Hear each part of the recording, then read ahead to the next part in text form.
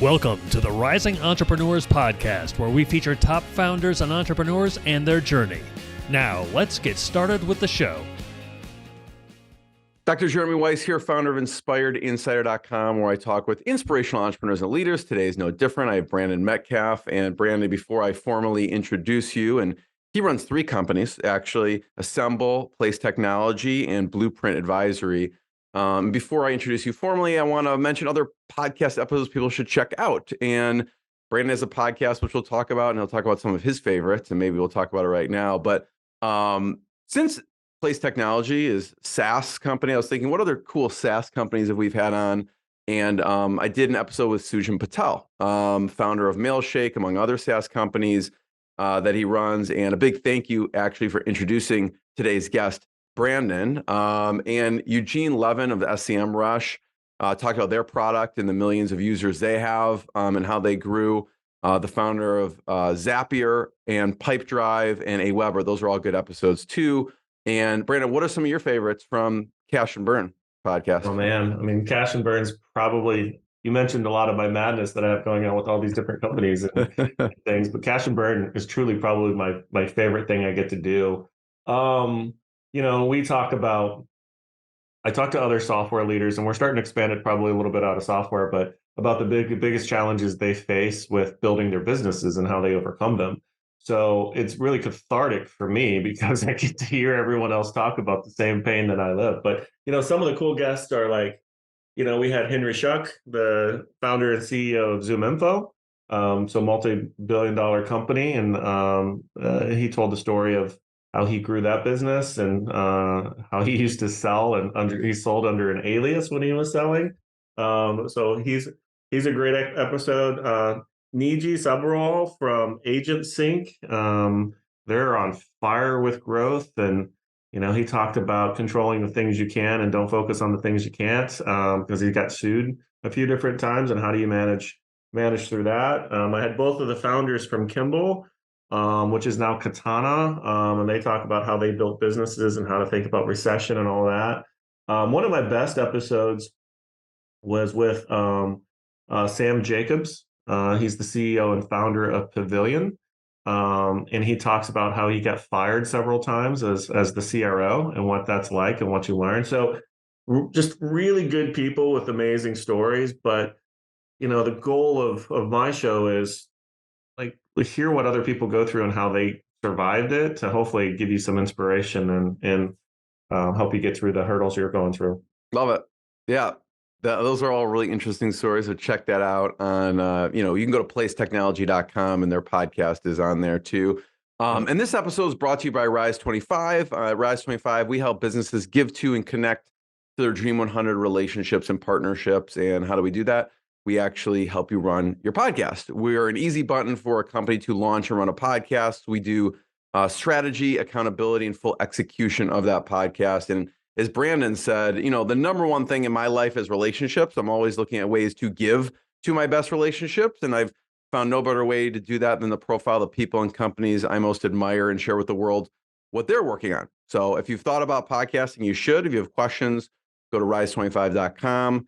I've been doing it for over a decade now. And like Brandon said, it's one of the most rewarding and best things I can do on a daily basis. So, and I'll tell you, I'll just give you some kudos for what you're doing there with that, because Carter, my VP of marketing at Place, he said, I want you to do a podcast. I'm like, I don't want to do a podcast.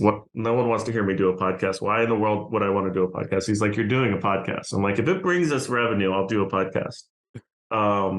So we started out doing it, and you know, it actually just kind of organically, like he wanted to do an episode a month. I'm like, well, kind of like me, we're going to do it. We're going to do an episode a week, so that it's meaningful.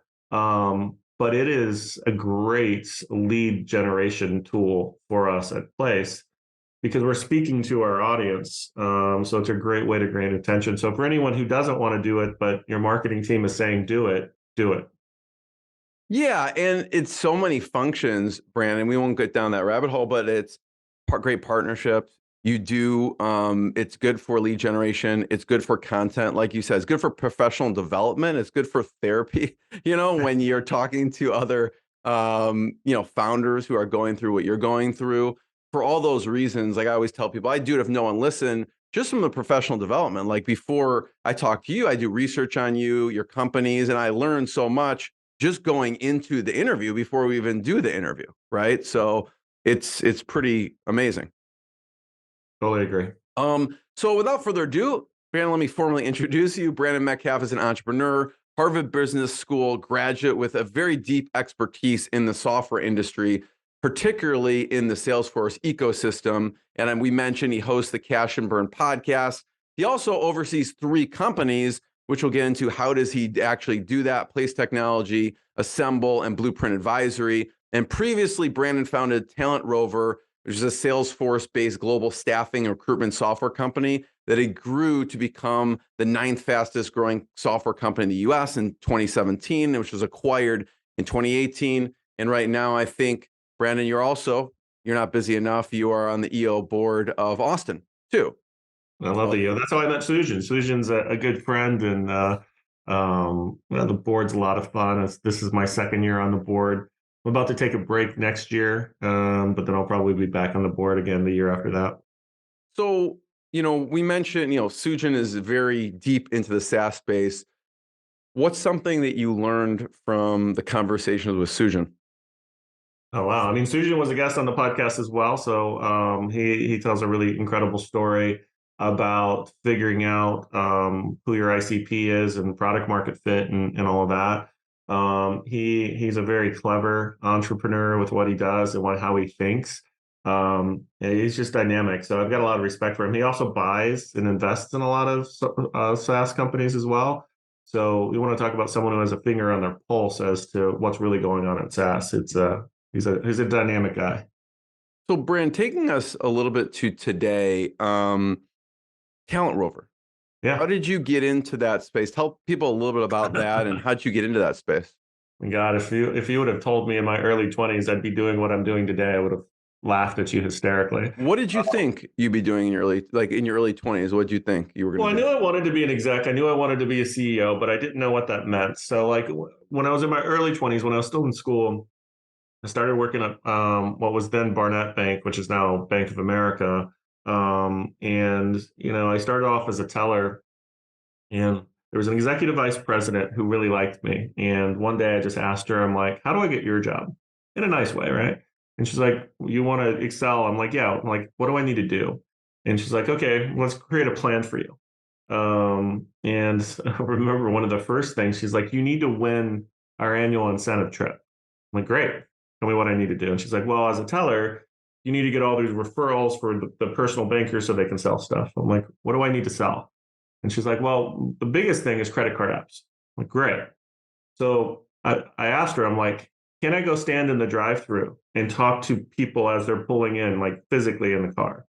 And I did that, and I started handing them credit card apps, and I crushed my credit card app goal, and I won the trip and all that. So then it was like, well, how do I become a bank manager? Well, she's like, you need to be a personal banker first. Great, put me there. And it was the same thing. Tell me what I need to do. Tell me what I need to sell to be the top banker so I can get promoted to a branch manager. And she did, and I did. And then they gave me my first bank when I was 21 years old to manage. And they sent me to Chicago to open banks in Chicago and all of that stuff. And I got bored with that. I also didn't want to stay in retail banking. I wanted to experience something else. So I stumbled into staffing and recruiting and started working for Kelly Services, did really, really well with Kelly, like was the sales manager for the state of Colorado. Then they sent me to Sacramento to turn that region around. And then they sent me to Northern California to run the Kelly Financial there. So shortly thereafter, I get recruited to a headhunting firm called CV Partners. And long story short, at CV Partners, I was doing headhunting for like CFOs, VPs, finance, stuff like that. And then I got a random call to go interview at Google. And when Google calls you, you go see what Google wants to talk to you about. So I went through, I forget the exact count. It was more than 20 interviews. Wow. And got offered a great job offer, but wasn't super excited about the opportunity, but it was very flattering. So I talked to the CEO of CV Partners, which is the recruiting firm. And I'm like, look, Actually, it was funny because it was the thing that all managers hate, right? So you have an employee comes to you saying, "Hey, can we talk?" You almost always know they're quitting. So we have the conversation. He's like, "Give me a few hours and let's talk more." I'm like, "That's fine." Comes back and basically says, "I can't pay you what they're going to pay you, but you're one of the most technical guys I know. What if I took a chance on you and have you run technology for our company? We want to grow, we want to expand." At that time, they had, I don't know, 4 or 5 different offices and stuff like that. So I'm like, "Yes, I want to do that." So I took that job, and started changing telephone systems and infrastructure. All the stuff. The last thing was the software that we were using. It was terrible. I hated the software that we had at Kelly at the time. Hated the software we had. And after going through and looking at everything in market and also really analyzing the system that we were using, came up with an absolutely crazy idea that I could build a software. Went through, created a business case, created a business plan, all that, went back to Kent and said, "I want to do this." And he's like, "Okay, this is pretty crazy." Talked to attorneys, talked to all the stuff, and decided, okay, we're gonna do this. So started building it. And then 6 months into it, I'm like, wait a second, we're nuts if we don't turn this into a commercialized product because we hate everything that's out there. We looked at everything was there. So I went back to Kent. I said, "I got a crazier idea for you. I want to turn this into a business." So he's like, "Yes, that's a much, much crazier idea." Went back to the attorney saying, what do we do? But then ultimately we decided to do it. And then, that was in the 2009 timeframe when I started to build that. 2011, after CV Partners used the software for a short period of time, we went to market, and that software is what Talent Rover was. And then I spent the next 5.5 years scaling that company, where ultimately we had 9 offices in 8 countries and folks literally around the world, and customers in 40 countries, and it was a big success. We landed the largest staffing company in the world as one of our clients, the Adecco Group, and then landed a company called True Blue, and then we're just off to the races with these big multi-billion-dollar staffing firms. And then our biggest competitor started chasing us, wanting to buy us, and at first it was no. And then finally it was like, okay, we can't turn that down, so let's accept it. And we accepted the deal in December of 2017, and then officially sold in March of 2018. I'm surprised, Brandon, there aren't more companies that are incubated within larger companies, because it seems like you do. I do. I just think, where do you go with it? And, one of the challenges that I had to face with Talent Rover is the product couldn't just be what CV Partners wanted.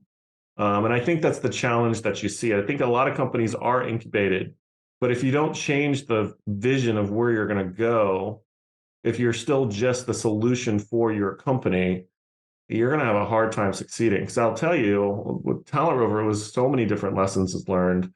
But one of them is the diversity. Like, staffing and recruiting is staffing and recruiting. From the outside, it looks like, okay, it's a fairly simple business to understand the concept of. You have companies that want to pay you to go find them employees to hire. It's not rocket science. But the way you do that, the way you differentiate yourself, the what makes you special, the what makes your candidates like working with you, the what makes your client likes working with you, what makes you successful in being able to place those people, that's your secret sauce.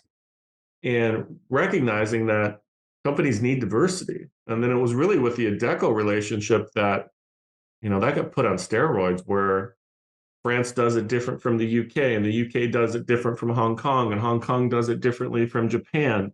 And there's all the cultural contexts and politics and labor laws, and it's just vast. But it goes back to really, who are you building the product for? If you're building it just for your company, you can build a phenomenal solution.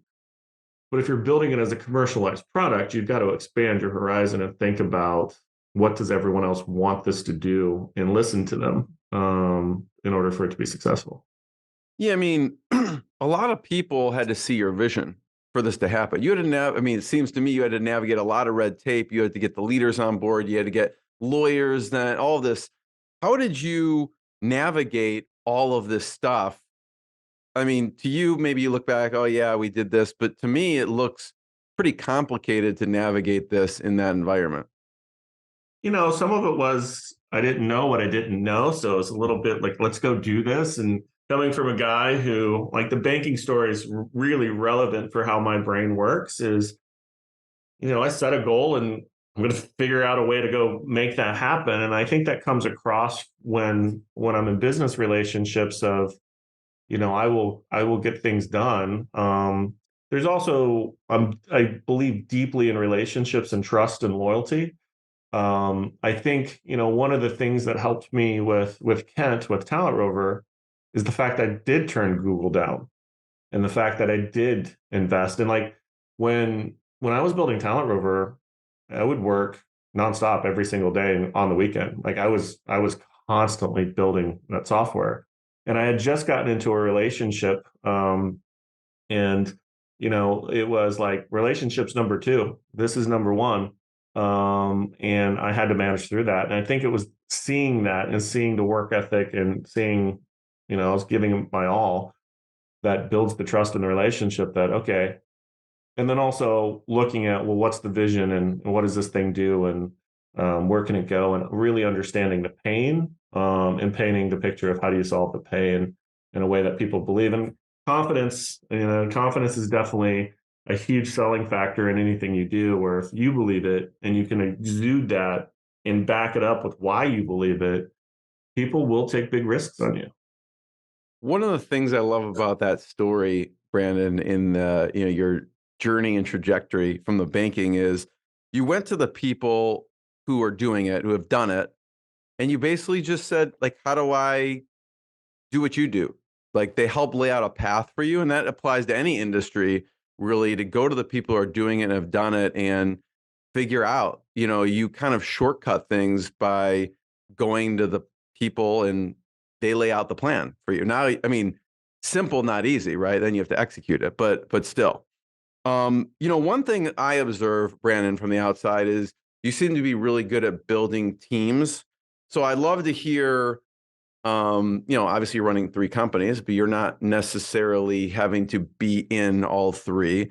So I'd love to hear how your hiring process works and maybe what you learned. You mentioned with Google, they had 20 interviews. So if there's anything you learned from Google or along the way that you implement in your kind of hiring practices. Yeah, you don't need 20 interviews to hire someone. First. I think that's a bit extreme, but you do need to do your homework. And like, I've made plenty of mistakes with hiring people. And I've struggled with building teams at Talent Rover. I look back at that company and say, we struggled with really building the right leadership team. And a lot of it was I had too much control of the company. Every decision of that company had to basically go through me. And it was a stranglehold for the company, and I didn't know any better. Now it's not how I run the businesses now, which is why I can do more of the things that I'm doing. But I learned a long time ago from just my career and how it's shaped to invest in the people that invest in you, and that it goes both ways. Finding people, like especially during the interview cycle, asking them questions about the relationships they've built and why they've built them and how they've worked. And a question I love to ask is, tell me about how you got to where you're at. And just seeing what they talk about. If it's all, I'm the best person, I did this, I did this, I did this, and you never mention another person in that story, that's a red flag for me. Because there's no way you got to where you're at just on your own. And it's a red flag of like, do you value the relationships and do you respect the other people that have helped you get there? And realizing that if you do build solid relationships, you can get a lot further than if you try to tackle things on your own. I'm a big fan of the culture index. I don't know if you've heard of that. I know we talk about a lot at EO. I think culture index is amazing. Really getting to understand how people are hardwired, and how people perceive they need to work at a specific job and how qualified or how they map to a job. I think that's all really helpful. I do genuinely value references. Like right now, for example, Blueprint, we're hiring a new either president or managing director to essentially run that business. And I have a candidate I'm super excited about. We're in the final stages, and we met yesterday. I'm like, I need references. He's like, what references do you need? I'm like, I don't know. You tell me. Send me the people that are going to convince me that I need to hire you. And all of a sudden I got these amazing references that I'm going to call and I'm going to speak to every one of them to see, what the conversation is. But if you can't give me good references that can convince me to hire you, that's a red flag for me as well. So it's a lot of the people. You've got to hire people that can do the job, obviously, so they have the skill sets. But I learned in recruiting, this is hopefully helpful for this. When I was actually on the desk recruiting people, I love to find candidates that had terrible resumes, because the terrible resume is doing such an awful job of painting why they're the perfect candidate for a position, that I would interview them and dig in and figure out where they're actually good at or good for, and get them in front of those hiring managers. And then I would convince the hiring manager, you need to talk to them. Yes, the resume is awful. Don't look at the resumes. Here's what when you meet this person, this is what you're going to get. And I made more placements on candidates from doing that, because none of my competitors would ever look at that person, because on paper, it's like, yeah, I don't get it. But there's more to a person than their resume, obviously. Love it. Talk about Asymbl then. What did you learn from Talent Rover that now you bring into Asymbl? And I was saying before we hit record, you're kind of a glutton for punishment. You're starting another company in this space. Yeah, I mean, things just kind of fall into place. When I sold Talent Rover, I thought I was done with staffing and recruiting. Not in a bad way. It's just like build a great product, deliver it on what I said, and of course, then you have non-competes and stuff like that, where I'm like, okay, I need to go figure out what I want to do next, and started place and blueprint. Asymbl just sort of came because of need. We were being asked to advise staffing firms on how to use Salesforce, how to think about Salesforce. We were also deeply collaborating with Salesforce about how Salesforce should think about staffing and recruiting, and just building relationships, just genuinely trying to help people.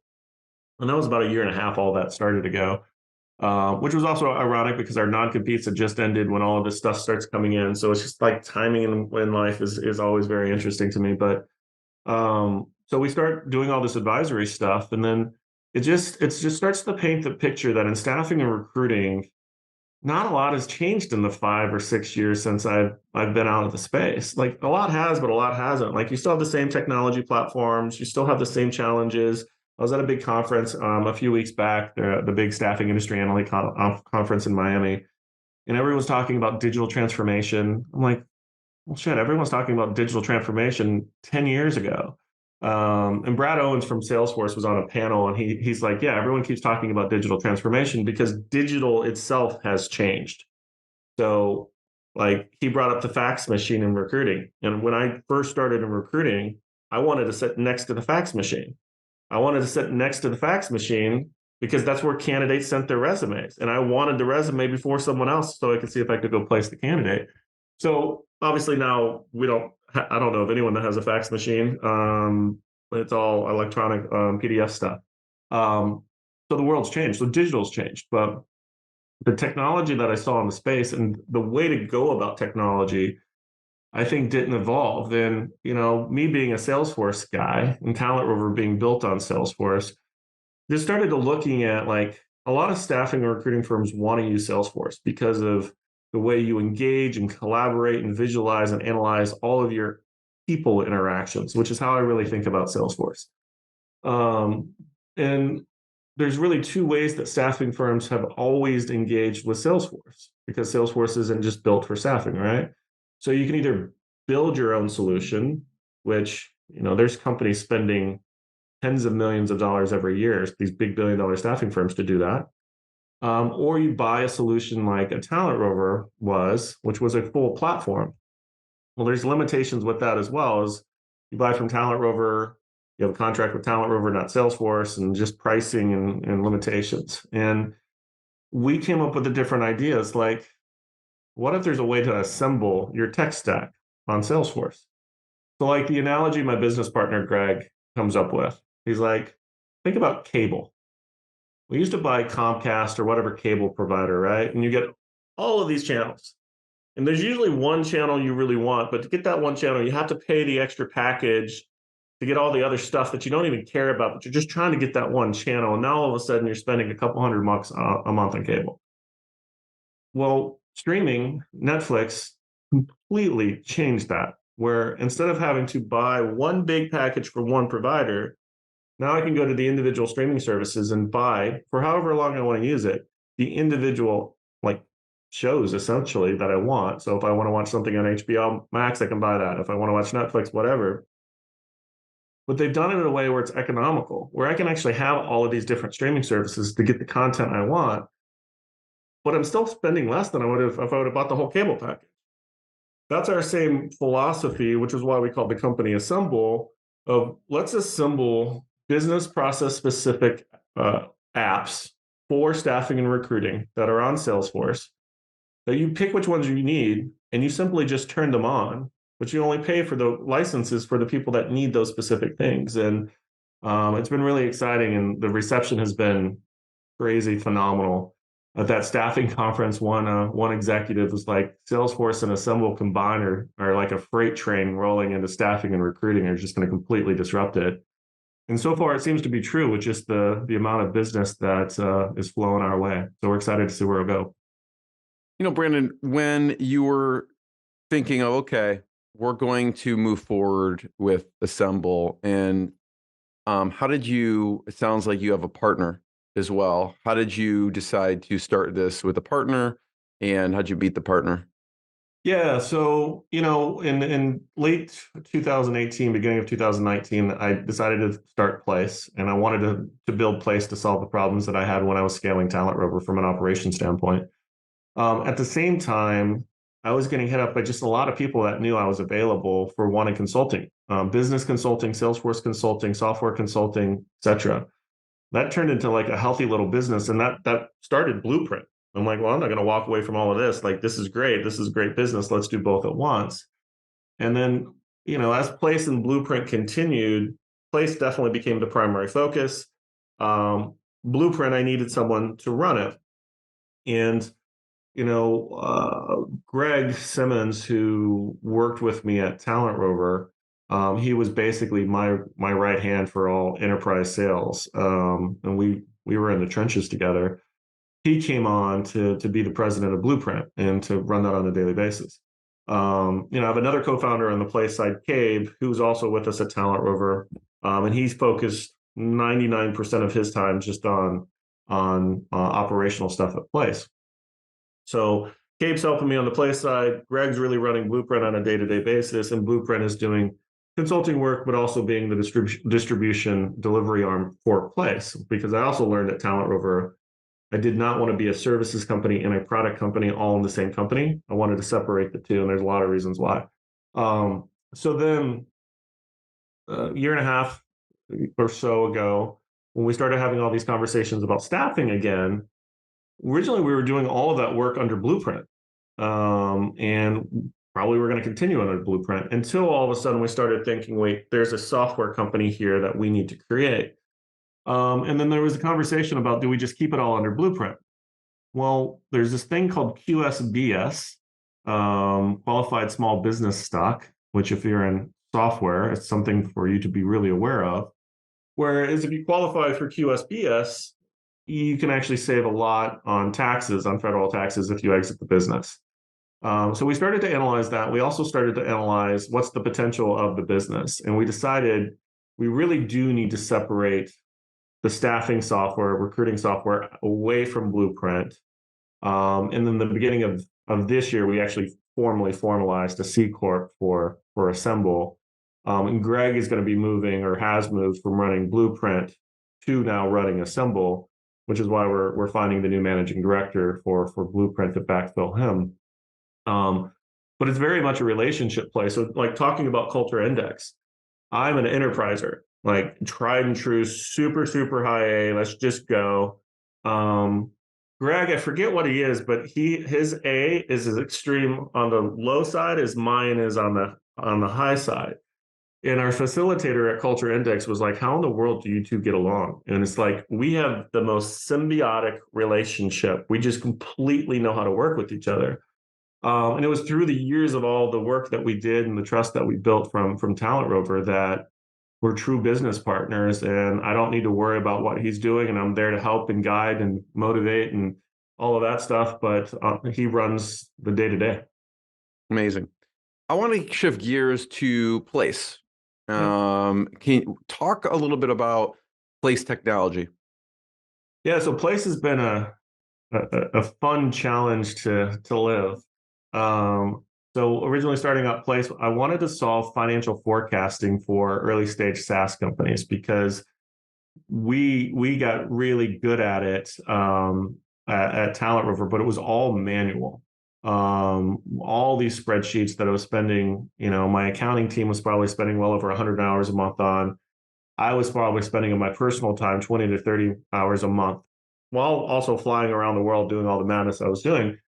Because we needed to have accurate numbers. And really for us, we never raised institutional money for Talent Rover, but we raised $28 million from angels. And For one of Place. the things, at Talent Rover before Place. Oh, got And it. we were doing it all manually. So we were doing manual direct cash flow, forecasts, all that. So I wanted to solve that problem that I know other founders had. And when we started Place, we were financial forecasting only.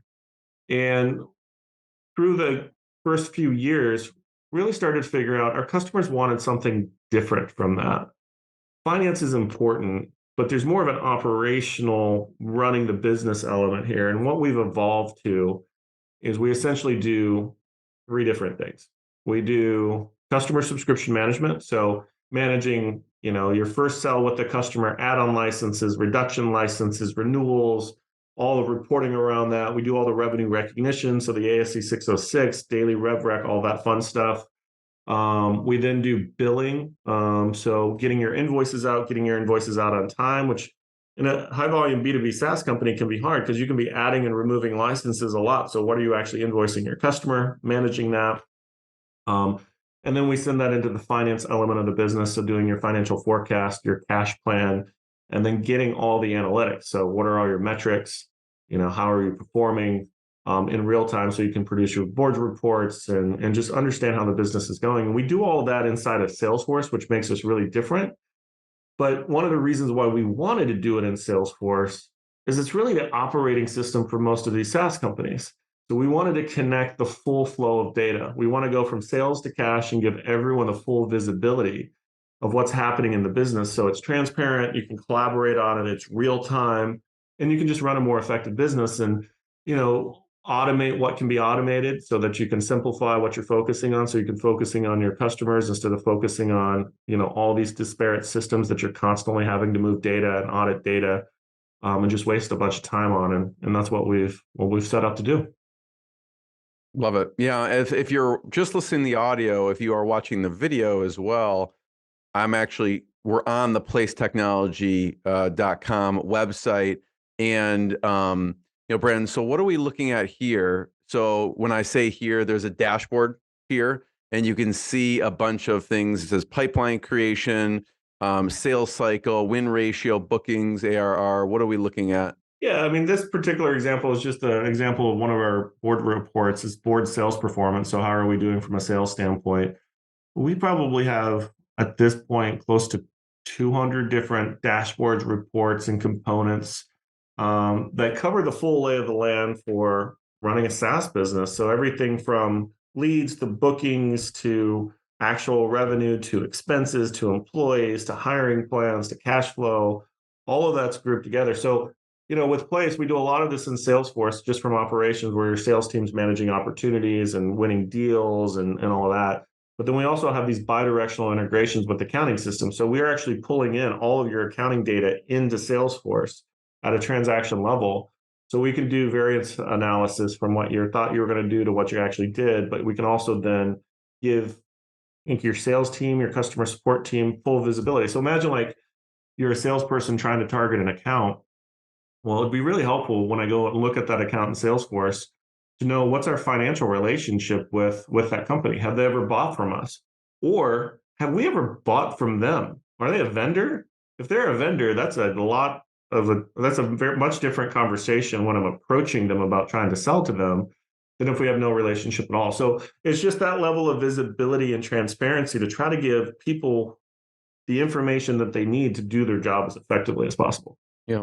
I want to talk about a use case, but first I just want to talk about, for this company, for Place, you raised funding for Place too, right?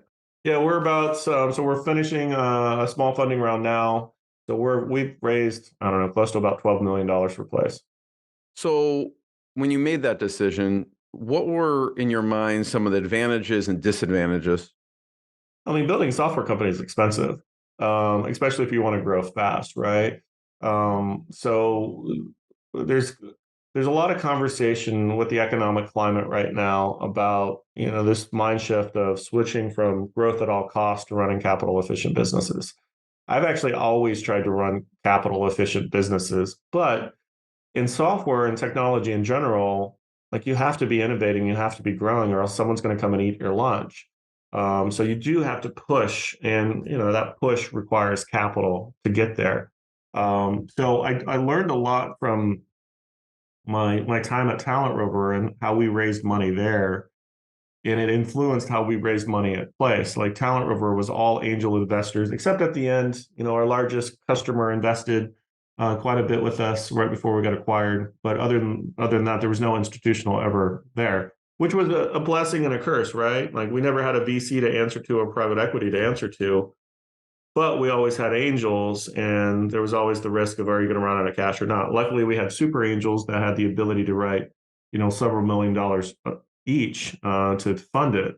So when I launched Place, I wanted to, one, welcome all those investors from Talent Rover into Place because we did have a very nice exit, and a lot of them came over. But I really wanted to bring on a venture capital firm.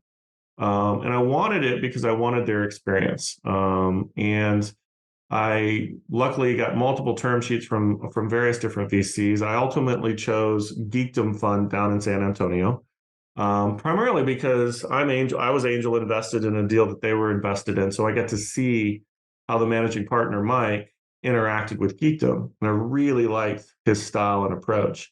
So Geekdom's invested in every single round with us since. Mike and I have a deep relationship. He's a great guy. I really respect him. But the value I get from him is just different perspective, different introductions. It's a healthy relationship where, they're not trying to micromanage us. They're trying to help us. They're really trying to support us. And whenever you're looking at raising money from someone, you got to look beyond just the check. The check is the check. It's the rest of the relationship. It's, are they going to help you? Are they going to support you? Are they going to be in your corner? Stuff is ultimately going to go wrong. I look at Place. We've done pivots ever since we started. Like we started off pure financial forecasting, and then we added revenue recognition and billing. And now we added customer subscription. And now I think we've really have figured out product market fit, which we figured out last year. But if I didn't have the right investors supporting us as we're trying to navigate this, it would have been very, very difficult, not only with trying to figure it out, then having people that didn't have your back and who have a vested interest in the company. So just like you were talking about recruiting and how do you select who you hire, you got to do the exact same thing with who your investors are. And sometimes you need to turn checks down where it's just not going to help you or the business be successful. Yeah, and Brandon, I think I don't know if it was Mike, but there is definitely one of the VCs interviewing you on a show, which was really good. Oh, Andrew. Yeah. And it was Andrew. Okay. Yeah, and so they were walking through some questions. So it was a fascinating conversation. So I encourage people to check that out as well.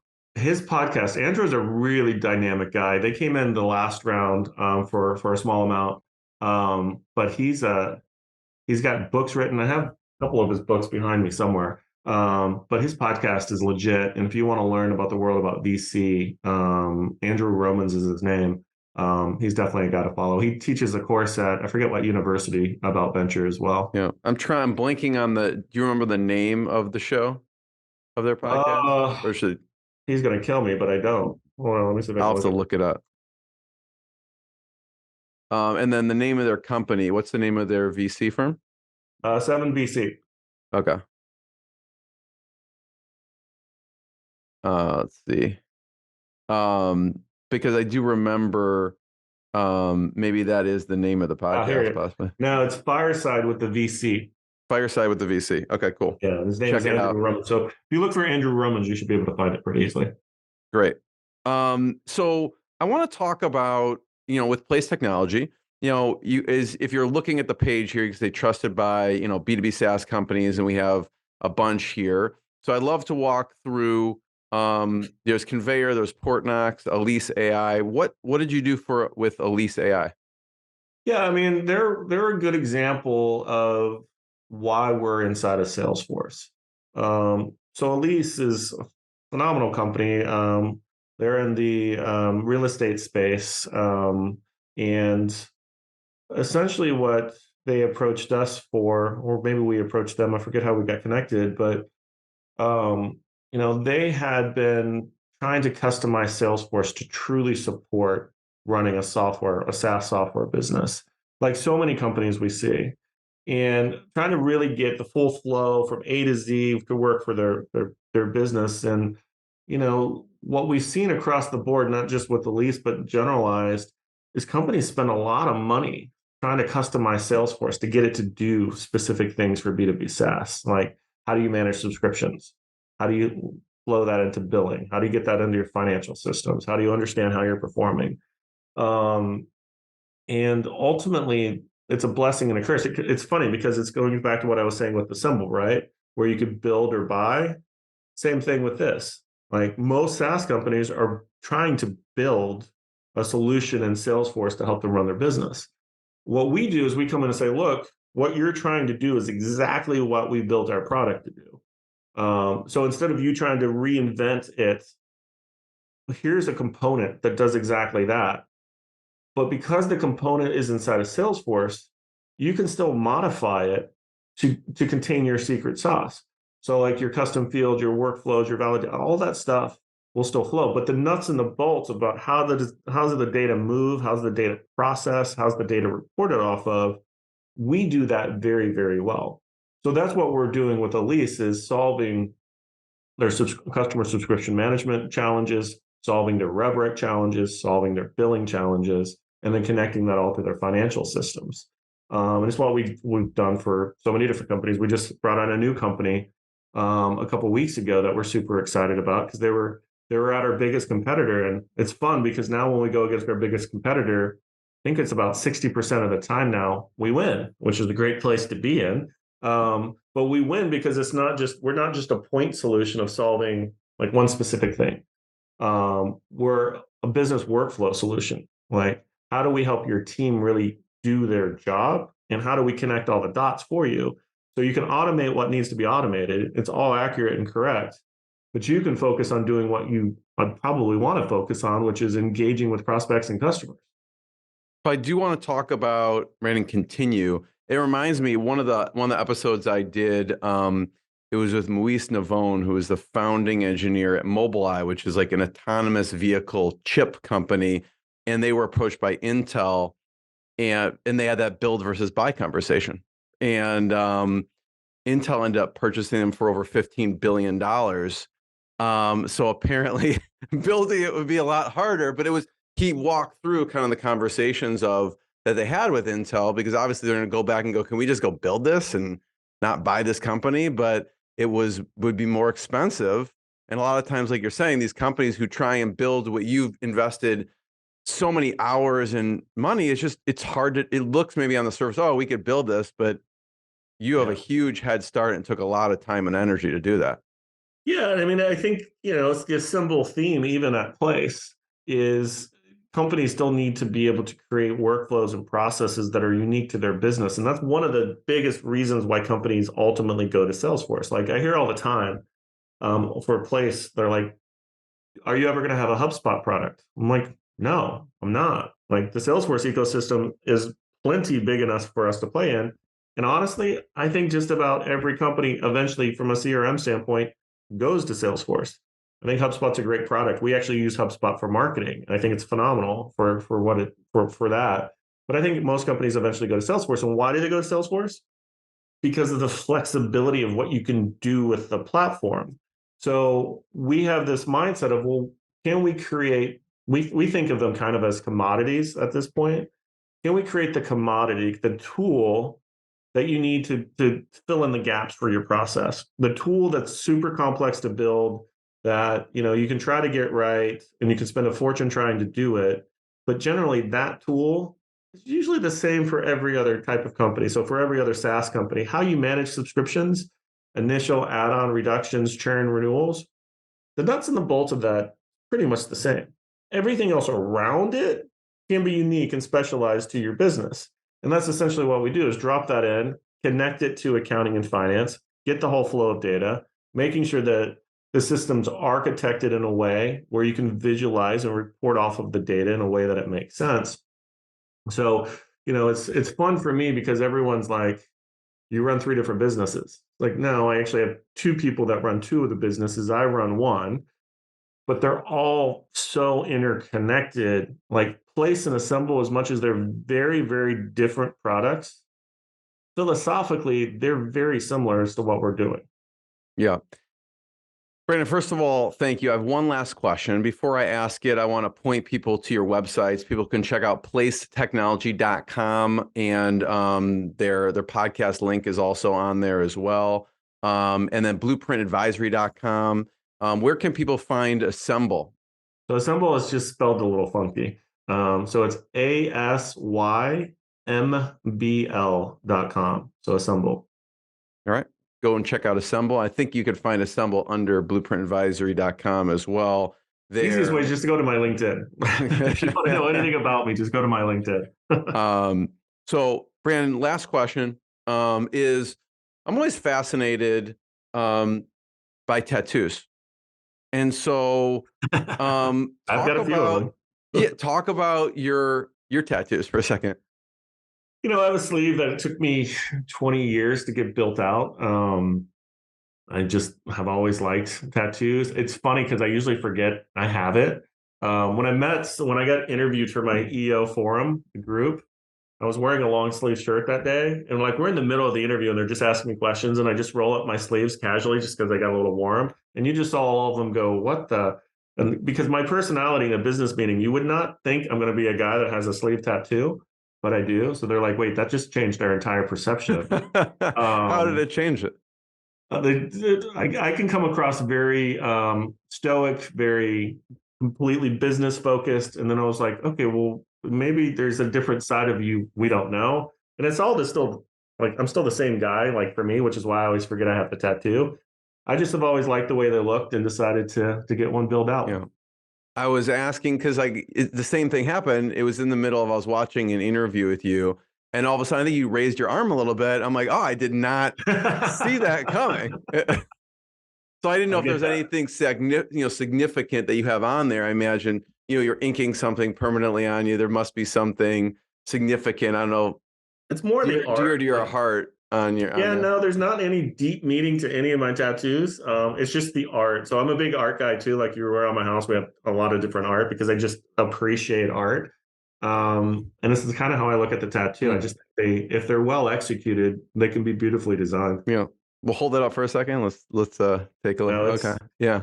It's all over the place. It's mostly Japanese inspired. Like I've got a huge Buddha here, which is my favorite. But I have no direct tie to any other Japanese piece. I just thought it was really, really pretty.